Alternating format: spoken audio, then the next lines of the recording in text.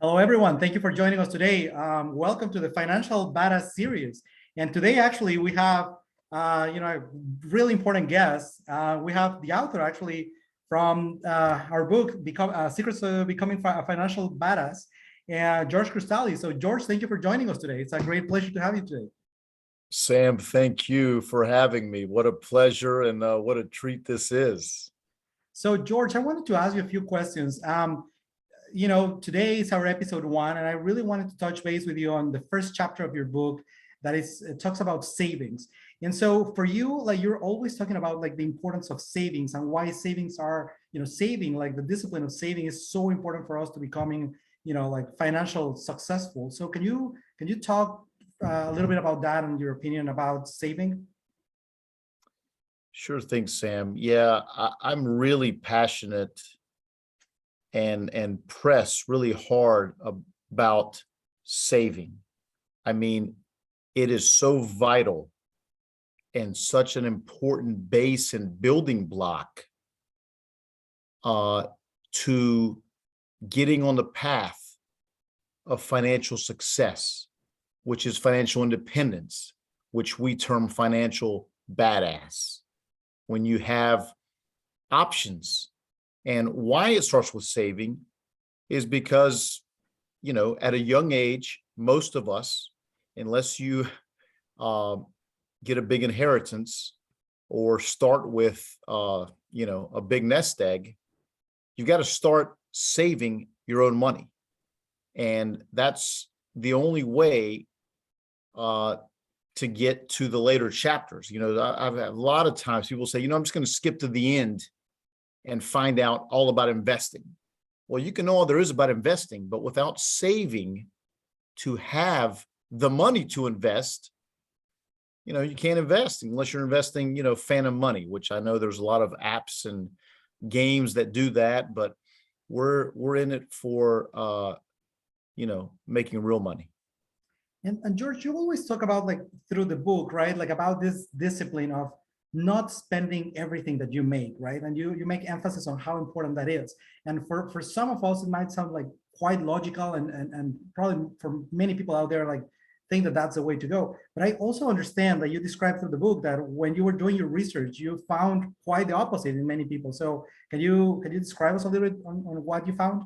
I mean, that's a great question. I will tell you that I was surprised. I would say shocked, but shocked is just too strong of a word, but surprised that in my study groups that I held when I was, creating this and writing this, more than, a few people, younger people, as well as older, came up to me and said, I really got so much out of the first few pages about this concept of paying yourself first and this concept of saving, and actually had feedback that said, I never knew how to save. So, it was almost, it was very eye-opening experience. And I will tell you that what I've learned, and again, doing more work and reading, other professionals' experience in this subject matter, is the fact that saving is such a habit. And if you don't learn it at a young age, and again, young is very relative. Let's say your early money earning years or time in this world, or if you're not exposed to it at a young age, it's very difficult because, look around us, right? There's such a temptation to spend. Forget about goods. Now that, the world, knock on wood, hopefully continues reopening, services, travel, experiences. And there's a large temptation there because, we start off, we have X amount of dollars and it usually costs more than X.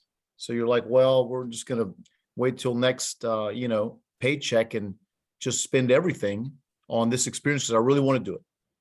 I really want to go to a playoff game. I really want to go travel out west. I really want to go to, a friend's birthday that's a destination birthday or a destination, anything. And it takes a lot of discipline. So the pay yourself first, I start with that early, and it is the easiest way to get ahead of the savings game. Because I mean, look, I'll be honest with you. You sold us the concept of saving, right? It's important, and you describe through the book how that totally makes a difference in your investment if you continue doing it. But like if you're like me, right? Like and like many people that are that are watching us today, like and it's maybe you don't have the discipline, right? Or it's difficult for you to kind of, as you just described, like having so many things that you can do with that money when you have it. Yeah, and what advice can you give to all of us that maybe we don't have the discipline today to put aside like 10 or 15% of to start our savings? Yeah, and in actuality, Sam, most of us do not have the discipline to put away that large a number. And that's why after the next few pages, I introduce the long time-tested method we call budgeting. Okay. And it is uncomfortable for most people to create a budget.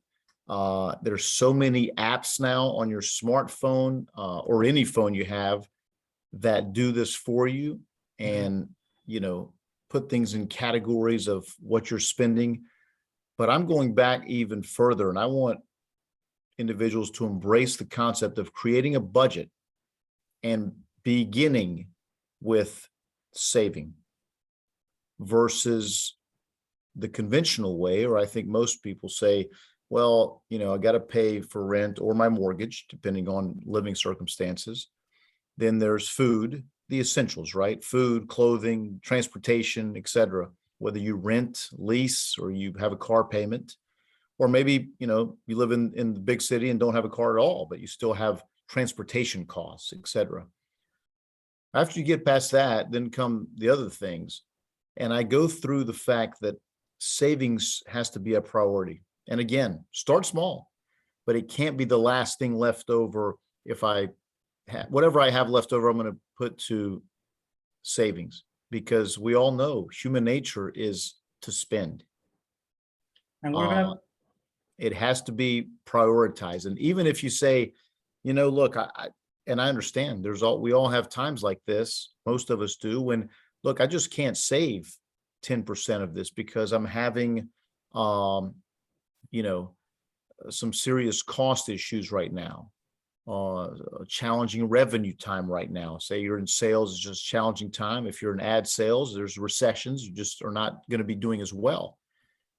Save a little bit, even if it's 2, 3, 4%. If you can get to 5%, great.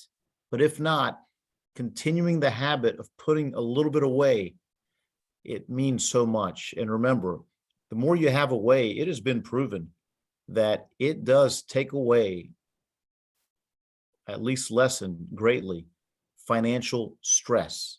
Mm-hmm. And that is a serious stress to many Americans. I think actually it's first or second as far as the quality and I guess the bad type of stress that causes it. So it's important. It's number one. It's essential, and saving is how the game begins. George, it's been a great pleasure having you today in our first episode.